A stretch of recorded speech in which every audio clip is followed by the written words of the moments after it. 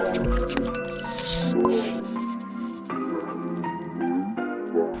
guys, balik lagi barengan saya Iksan, dan di video kali ini saya mau memberikan review soal Infinix Hot 12 Pro yang kebetulan HP ini udah saya pakai kurang lebih selama 3 mingguan.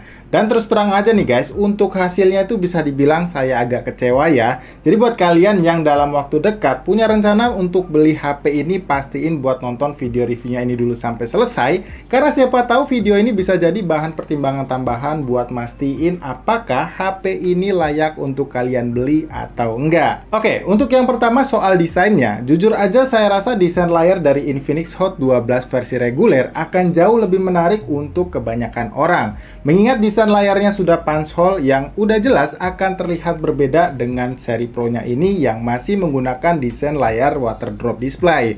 Ya walaupun dari sisi desain back covernya saya lebih suka yang seri Pro ini ya. Terlihat lebih elegan dengan adanya 2 ring kamera aja di bagian sini dan 1 buah LED flash tambahannya. Seandainya aja nih untuk sensor sidik jarinya ini berada menyatu dengan tombol powernya dan finishing back covernya ini dibuat nggak glossy begini, saya rasa ini akan jadi jauh lebih menarik lagi tentunya.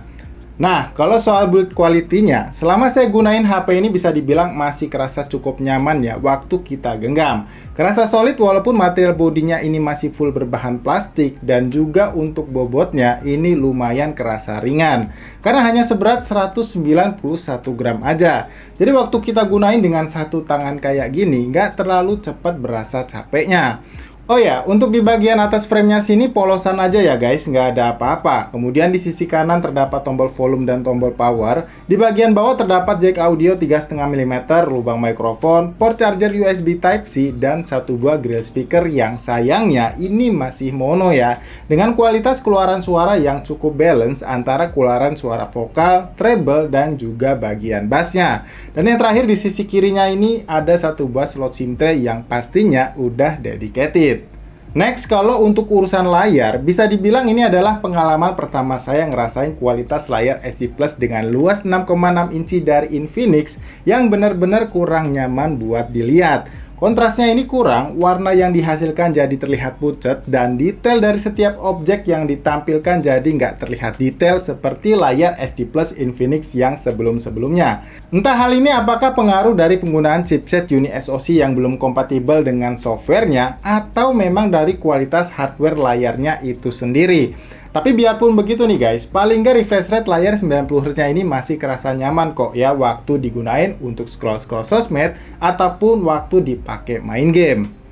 Nah, ngomongin soal ngegame, berhubung chipset yang dipakai ini adalah UniSoC Tiger T616 dengan fabrikasi 12 nanometer, yang mana ini bisa dibilang sebanding dengan MediaTek Helio G85, jelas aja nih guys, performanya itu udah cukup enak ya kalau mau kita pakai untuk mainin beberapa game yang cukup populer. Misal kayak game Mobile Legends, PUBG Mobile, dan tentu aja dengan game berat yang satu ini, yaitu game Genshin Impact. Sebagai gambaran, waktu saya pakai main game Mobile Legends, settingan grafis yang didapat ini bisa di-set di settingan grafis high dengan frame rate-nya yang high juga. Dan selama saya bermain sampai 3 match, performanya bisa dibilang cukup stabil dengan suhu bodinya yang terasa sedikit hangat.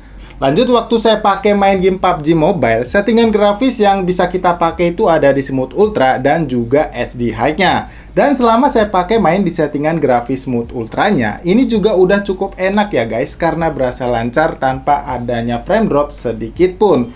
Mungkin yang bisa jadi sedikit catatan di game ini adalah soal gironya ya, yang masih software ini guys. Jadi berasa delay dan udah pasti nggak bakalan bikin nyaman waktu dipakai. Dan yang terakhir, waktu saya mainin game berat kayak Genshin Impact ini, settingan defaultnya ini bisa kita dapat di lowest 30 fps aja ya. Yang mana waktu saya pakai main di settingan ini, bisa dibilang masih cukup playable dengan beberapa kali terjadi frame drop waktu lagi ngeluarin banyak animasi skill gitu.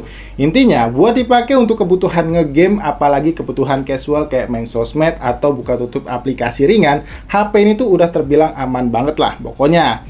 Nah, buat kalian yang penasaran sama daya tahan baterainya, saya rasa dengan kapasitas baterai 5000 mAh-nya ini bisa dibilang cukup ya untuk nemenin aktivitas harian kalian nantinya. Bahkan dalam skenario penggunaan saya yang cukup intens beberapa minggu belakangan ini, HP ini tuh masih mampu bertahan seharian dalam 1 kali pengecasan. Sebagai contoh, waktu saya pakai main game Mobile Legends selama 1 jam, baterainya ini hanya berkurang sebanyak 10% aja. Dipakai main game PUBG Mobile selama 1 jam berkurang sebanyak 11%, dan terakhir dipakai main game Genshin Impact selama 1 jam juga baterainya ini berkurang sedikit lebih banyak dari yang tadi, yaitu sebanyak 14%. Dan sayangnya performa dari daya tahan baterainya ini tuh nggak dibarengi dengan kecepatan isi daya baterainya ya guys, yang bisa saya bilang lamban walaupun klaimnya ini udah support dengan fitur fast charge sebesar 18 watt tadi. Sebab untuk mengisi daya baterai HP ini dari 5% sampai penuh bisa memakan waktu sekitar 2,5 jam lebih sedikit. Oke, yang terakhir kita bahas soal kameranya nih, yang mana pada bagian ini saya rasa akan menjadi deal breaker terberat yang bisa jadi bahan pertimbangan kalian yang berminat untuk beli HP ini. Sebelumnya saya infoin dulu ya guys, kalau di bagian belakang bodinya ini terdapat 2 buah lensa kamera dengan resolusi kamera utama 50 megapiksel dan 1 buah lensa kamera QVGA yang sepertinya ini tuh berfungsi sebagai lensa depth sensornya. Kemudian pada bagian depan layar ini terdapat 1 buah lensa kamera selfie yang punya resolusi sebesar 8 megapiksel aja. Dan kalau bicara soal kualitas, lagi-lagi bisa saya bilang nih guys, sepertinya chipset Uni SoC-nya ini masih belum optimal ya guys dengan softwarenya. Seperti yang kalian lihat, hasil dari jepretan kameranya ini seringkali mendapatkan hasil yang kurang enak buat dilihat, terlihat pucat, detail gambarnya kurang, bahkan kalau dibandingkan dengan hasil jepretan kamera dari Infinix Smart 6 Plus seperti ini, jelas terlihat kalau Infinix Smart 6 Plus punya kualitas gambar yang lebih baik soal ketajaman gambar dan juga kecerahan warna yang ditangkap. Dan hal ini sayangnya juga terjadi untuk hasil jepretan kamera depannya dan juga pada hasil perekaman videonya seperti berikut ini.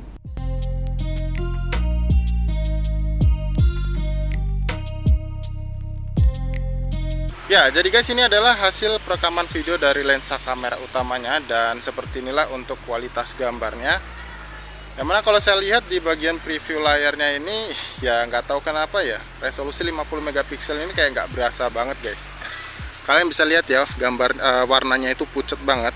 Kalian bisa lihat, dan bahkan untuk detailnya ini tuh benar-benar nggak ketangkap dengan baik. Nggak tahu nih, kenapa di seri Pro-nya malah kayak gini guys. Dan ini saya rekam di resolusi 1080p 30 fps ya, karena nggak tersedia untuk yang 60 fps nya. Dan untuk kestabilan gambarnya sendiri, kalian bisa nilai aja ya sendiri bagaimana kestabilannya, apakah terbilang cukup baik atau biasa aja. Kalian bisa tinggalin jawaban kalian di kolom komentar yang ada di bawah. Setelah ini saya bakal kasih lihat ke kalian bagaimana kualitas perekaman video dari lensa kamera selfie-nya.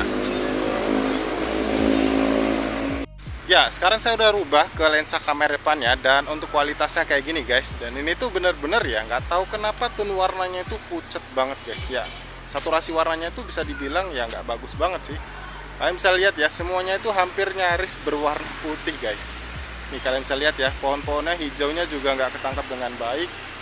Entah kenapa, mungkin ini pengaruh daripada chipset, pemakaian chipset baru ya di smartphone ini. Tapi ya kalau misalkan kalian punya jawaban lain, kalian juga bisa tinggalin aja mungkin pendapat kalian ya di kolom komentar yang ada di bawah. Ya buat harga 2 jutaan sih ya bisa dibilang ini sih nggak kayak Infinix biasanya guys. Kalian setuju? Kita kembali ke studio. Ya, jadi untuk kesimpulannya, saya rasa Infinix masih harus berjuang lebih keras lagi ya untuk bisa ngoptimalin softwarenya dengan chipset besutan dari Uni SoC-nya ini. Karena kalau kalian lihat, walaupun sistem software yang dipakai Infinix Hot 12 Pro ini termasuk baru, yaitu XOS versi 10.6 dengan basis Android 12-nya, nyatanya masih belum cukup kompatibel untuk bisa ngejalanin HP ini dengan baik kayak biasanya. Ya walaupun untuk performa gamenya bisa dibilang baik, tapi saya rasa masih belum cukup ya untuk ngejadiin brand Infinix kali ini sebagai pawang chipset dari Uni SoC-nya tadi. Jadi guys, saya rasa cukup kayak gitu aja ya video review soal Infinix Hot 12 Pro-nya ini. Seperti biasa, like videonya kalau kalian suka dan share ke teman-teman kalian kalau ngerasa video review kita kali ini bermanfaat. So, kalau gitu sampai di sini saya Iksan pamit, dan sampai kita ketemu lagi ya guys di video review berikutnya.